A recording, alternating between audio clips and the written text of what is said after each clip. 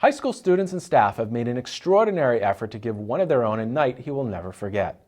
Suffering from a rare form of leukemia, North Attleboro High School senior Cody DesBiens knew that he would be unable to attend his upcoming senior prom. So in lieu of the prom, staff and students came together and planned a special dance dedicated in his name. However, further complications put Cody back in the hospital right before his dance.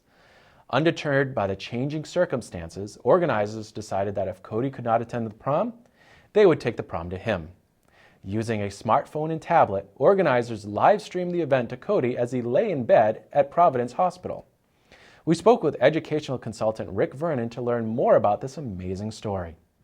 I really came across Cody at Tri-County. I had been there for a number of years, and then he started there, and unbeknownst to me, he was going to need some tutoring, and we became close with each other because of that circumstance. It is a type of leukemia that is extremely rare in somebody his age. It generally strikes somebody 70 years old or older, so it's kind of different in his circumstance. From the information that I've gotten from Cody's mother and from Cody himself, that what he's been going through is a real heavy dose of chemotherapy, because he had gotten to what's considered stage 4 of the cancer that he is suffering from.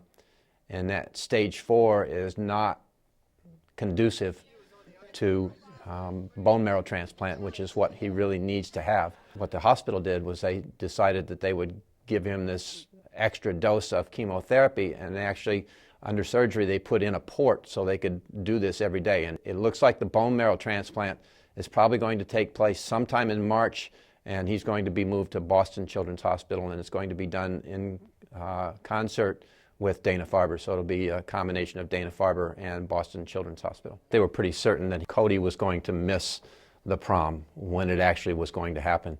So this was basically a replacement. So you could call it Cody's prom. Those were the intentions. With Tri-County, the proms have always included meals and so forth. But in this particular case, because the prom was still going to happen, but Cody wasn't going to be there, they wanted to make sure that he got at least a semblance of the prom. It's become Cody's dance. One way or another, he needed to be at this dance. I automatically thought about FaceTime, so I actually went to see him the weekend prior to the dance. I mentioned to him this possibility, and he thought it was a great idea. I was very fortunate because the Wi-Fi at Luciano's was the best I've ever experienced any place, so it worked out very well.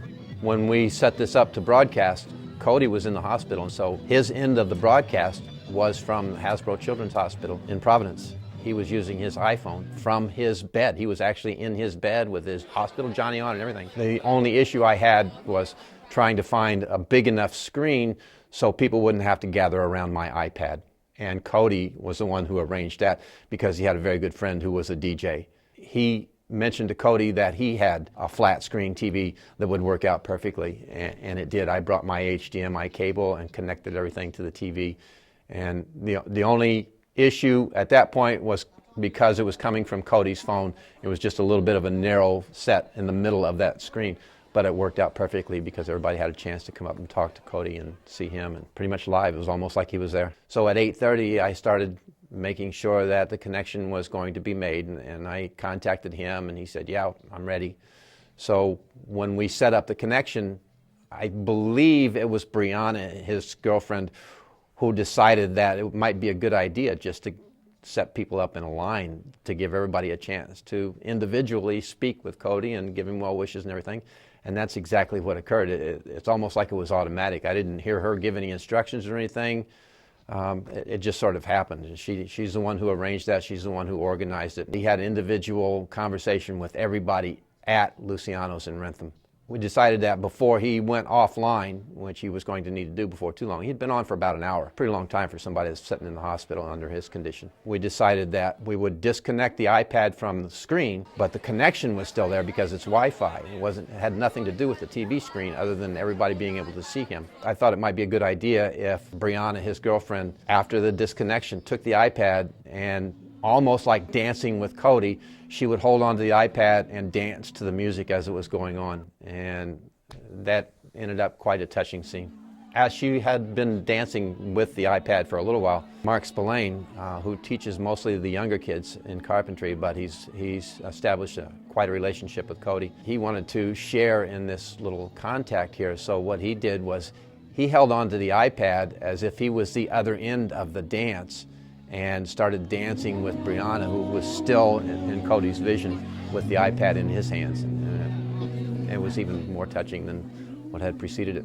I think probably the twist on technology is more in the area of making it seem a little more human than what it has been in the past. I've seen some commercials lately with banks and so forth that make it very impersonal, but this technology doesn't have to be impersonal, and in this particular case it became so personal that everybody was touched by the circumstance. It was also pretty special that a lot of the teachers stepped up, a couple of the teachers stepped up and asked if he would do some of his impressions, specifically Elvis Presley singing. He actually did that, and he did a little replay of some of the announcing that he had done earlier back in the summer when the Red Sox were playing, and he got a chance to do some announcing there. He's spectacular. Boy, he was laughing and he was singing. Really special evening.